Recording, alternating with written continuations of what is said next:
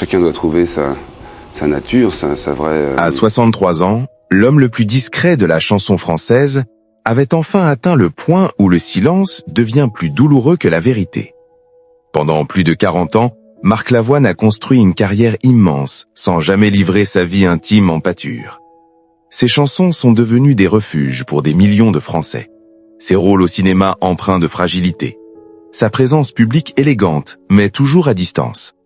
Chez lui, tout semblait mesuré, contrôlé, retenu, et surtout protégé. Alors quand, presque à demi-mot, surgit cette confidence inattendue, l'évocation d'un mariage, d'un lieu, d'un engagement partagé loin des regards, quelque chose se fissure. Ce n'est pas une annonce spectaculaire, pas de photos officielles, pas de grandes déclarations. Juste une phrase, un ton, une pause inhabituelle. Mais pour ceux qui savent écouter, le message est immense. Pourquoi maintenant? Pourquoi à cet âge, après avoir tant résisté aux injonctions médiatiques, tant esquivé les questions sur l'amour, la vie à deux, la stabilité? Pourquoi ce fragment de vérité livré si tard et si prudemment, comme s'il craignait encore qu'on lui arrache ce qu'il consent à offrir?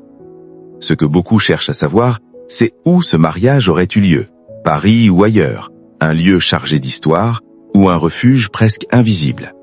Mais la véritable question est ailleurs. Elle est plus intime, plus dérangeante aussi.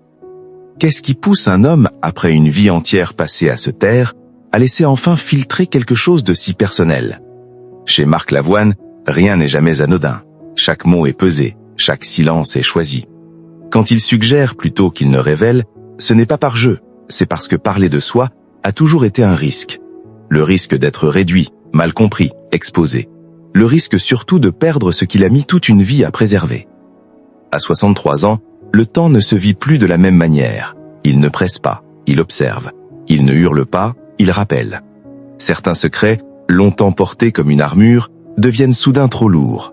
Non pas parce qu'on veut choquer, mais parce qu'on ressent le besoin d'être juste. Juste avec soi-même, juste avec ceux qui nous suivent depuis des décennies, sans jamais vraiment nous connaître. Ce mariage tardif, ce lieu à peine évoqué, ne sont peut-être qu'un prétexte, le signe visible d'un basculement intérieur. Celui d'un homme qui comprend qu'il n'a plus besoin de se cacher pour exister, ni de se taire pour aimer. Mais pour saisir ce moment précis, pour comprendre pourquoi ce silence se brise aujourd'hui et pas hier, il faut revenir en arrière, bien avant cette confidence, bien avant ce mariage, à l'époque où la lumière est entrée brutalement dans sa vie et où Marc Lavoine a appris très tôt à s'en méfier. En 1985, tout bascule. En quelques semaines à peine, Marc Lavoine passe de l'anonymat presque confortable à une notoriété écrasante. Les yeux revolvers envahissent les ondes, les plateaux de télévision, les esprits. Sa voix grave, son regard sombre, son allure fragile deviennent familiers à des millions de Français. Le succès est fulgurant, presque violent, trop rapide pour être apprivoisé. À l'extérieur, tout ressemble à un triomphe.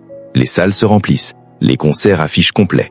Les émissions de variété l'invitent semaine après semaine. À l'Olympia, salle mythique du boulevard des Capucines, le public chante avec lui, porté par une émotion collective rare. Pour beaucoup, c'est le rêve absolu. Pour lui, c'est déjà un vertige.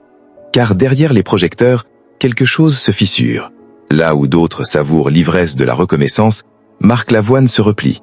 Il préfère les loges silencieuses aux soirées tapageuses, les discussions tardives et profondes aux mondanités imposées. Sur les plateaux, certains remarquent ce léger décalage. Il est là, mais ailleurs, présent, sans jamais se livrer entièrement, comme s'il observait sa propre ascension avec une distance presque inquiétante.